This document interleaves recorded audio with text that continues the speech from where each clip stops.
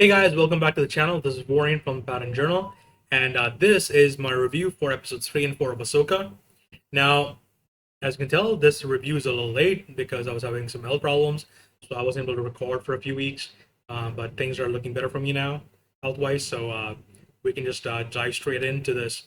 Now, when we left our heroes at the end of episode 2, we saw what Morgan Elspeth and Bill and Skull were planning, and we saw that the heroes had uncovered this conspiracy at the heart of the Republic, and that they were on their way to deal with the villains, and it was like we knew there was gonna be this big confrontation because we'd already had some elements of both sides facing off against each other, such as Shin did against Sabine in episode 1, and then Ahsoka did against Marok in episode 2. So we knew that there's this big thing that's coming up, and episode 3 is all about setting that up, and it also gives us one of, I think, the better space battles we've had, like small scale space battles we've had in live action for Star Wars since the movies. And overall, I'm very happy with this episode. Um, the pace of the episode was very good.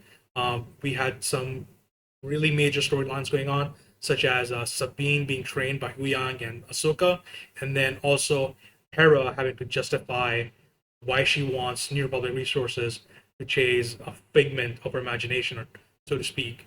And all of that speaks to what's happening in the larger Star Wars universe at this point in time, where it's the Imperial forces are divided across the galaxy, which is what Morgan is taking advantage of.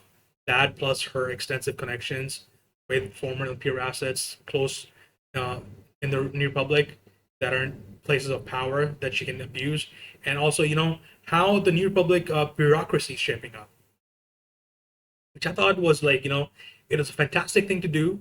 It gives us a glimpse of larger things that are happening in the galaxy, as I said, and also it sets up a conflict between Hera and the New Republic leadership, which is like, yeah, we've seen some of that reflected or not reflected. The We saw seeds of that during Rebels in seasons 3 and 4, when Hera has to really like fight the rebellion leadership to get resources to help save Lothal, the planet where most of the action for that show takes place in.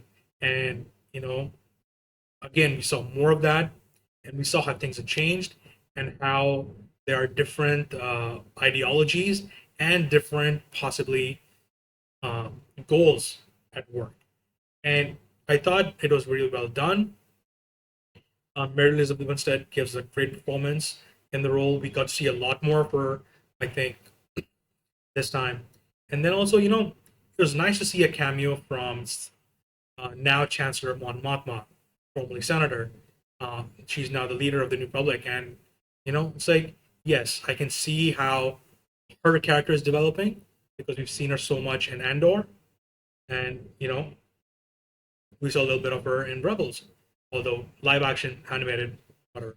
Uh, but that was really good set piece to develop the story further beyond just the narrow focus on our title character and where her story is going, which is where her training Sabine is something I did want to see at the start of the show. It was one of the things I was like, it would be really cool to see that.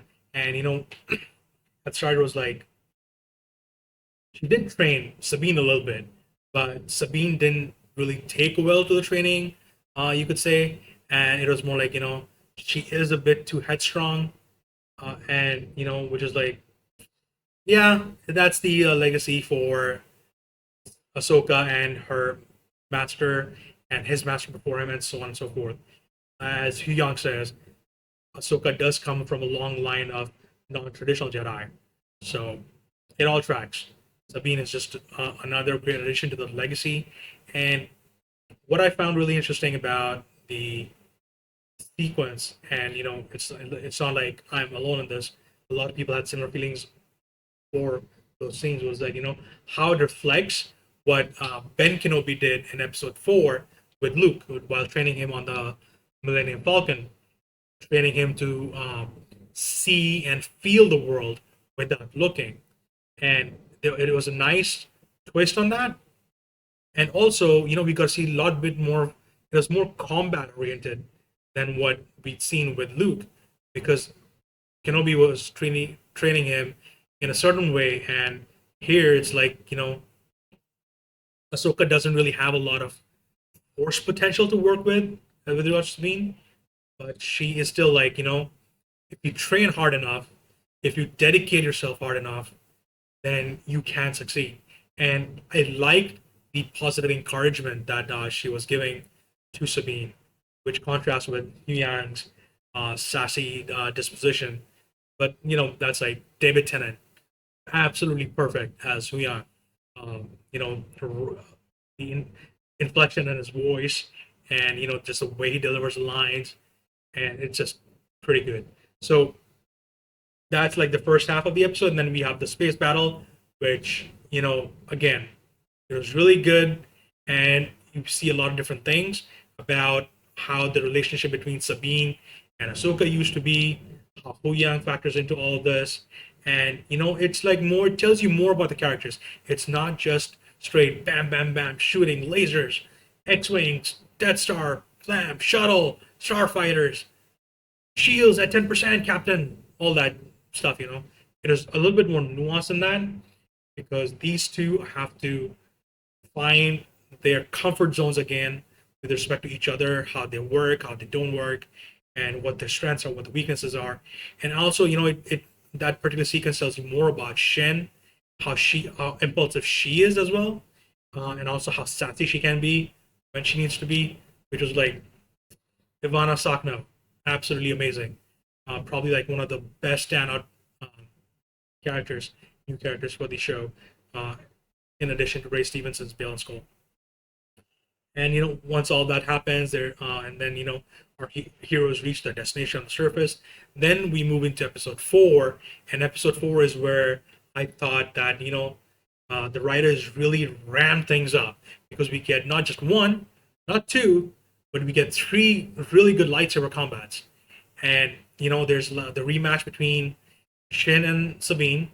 There's a rematch between Marok and Ahsoka, and then at the end, there's the fight between Ahsoka and Balin. And each fight tells you a little different thing about the story and where it's going. Because with Ahsoka and Marok, it's like, who is Marok? What is Marok? And we've seen before in the Tales of the Jedi animated series that Ahsoka has fought Inquisitors before, and she's triumphed over them. And the same thing we saw in Rebels as well, where she went up against 2 or 3 of them again and again, and how she dealt with them. And Marok is a different beast altogether, and that fight tells you something different about them. And then the rematch between Shin and Sabine is also like, Sabine has learned a few more things. She's learned more about her own fighting capabilities and how to deal with a lightsaber, because while she is gifted in the use of it, Kanan taught her before. Sabina's Ahsoka has trained her a little bit. Huyang has trained a little bit, but also it's like incorporating more of her Mandalorian fighting styles into her lightsaber combat. And Shin also is like, it's like you get these flashes of she's struggling with something, and we see some of that happen in the later episodes in 5 and 6. And it's more like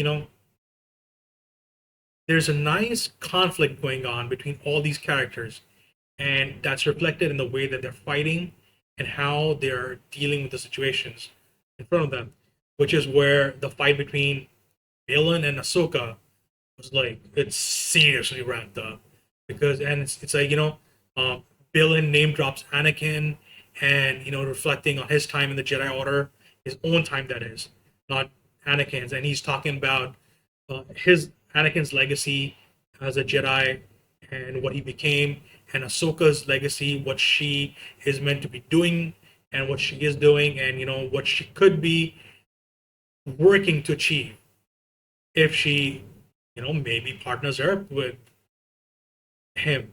So it's like you get a sense of that Balin is not just this fighter, He's more thoughtful, he's more precise, and he knows how to psychologically impact his opponents. And whether it's to win a fight or to turn uh, Chad to his own purpose.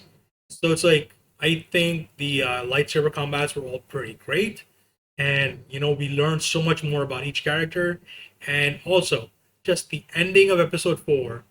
It's like you know, well, at this point it's not a spoiler, but Ahsoka, she falls into the sea surrounding the place where the map is being let's say the map is being decoded. It's being translated, so Elspeth and our people can just travel to another galaxy, seemingly. She falls in the sea, and the final shot is that we transition from the sea, and it's the world between worlds. When people first saw these scenes with Bill and Ahsoka, it was like, oh wait, is that happening in the world between worlds, and so on. But it's like, and then we see the show, and it's like, no, it's not that, but we actually get the world between worlds at the end of episode 4, and it was just a really cool transition. It's all the water, and then it's like the starry space of the world between worlds, and Ahsoka wakes up, and then there's someone special waiting for her, and who that someone special is, you know, we're gonna talk about it in the next review that I do, which will be for episodes 5 and 6. But suffice to say that I really like the direction that the show is going in. The writing team is they just continue to deliver again and again with pretty much everything, whether it's the not just writing team, the entire team, visual effects, stunts, everybody. They're doing such a magnificent job, and it's like I couldn't be happier with this show. Like when I watch the show each week, it's like the feelings that I get inside. They're like it's the same kind of feeling I had while watching Kenobi last year, and whenever I watched like the prequels or the original trilogy, and it's like it gives me a good feeling because a lot of this feels so core to Star Wars. The hints of political instability, all the action, the esoteric nature of the Force, and the characters themselves, they're all flawed. They're trying to work against bureaucracies, and they have all these powerful villains to face off against. And it's like a lot of recent Star Wars hasn't felt like that. Kenobi did a little bit, but it was something a bit more niche focused. Andor went in a very different direction, much more gritty, down to earth, focused so much more on the grassroots work that was being done in the rebellion, and on the high, like the really high up level on the political side of things. And it was like they gave us a view into a different aspect of Star Wars. But I feel like Ahsoka is so much more like, okay, these are the things that make Star Wars what is Star Wars. And we're just going to deliver on all of these bullet points every single week. And, hats off. Entire writing team, hats off. You guys did amazing. So, anyways, that's it for this review. Thanks for sticking around, guys, for watching this. And if you want more, you can check out some more videos that I have on the YouTube channel at the Paladin Journal. And you can also find me on Twitch at the Paladin Journal there as well.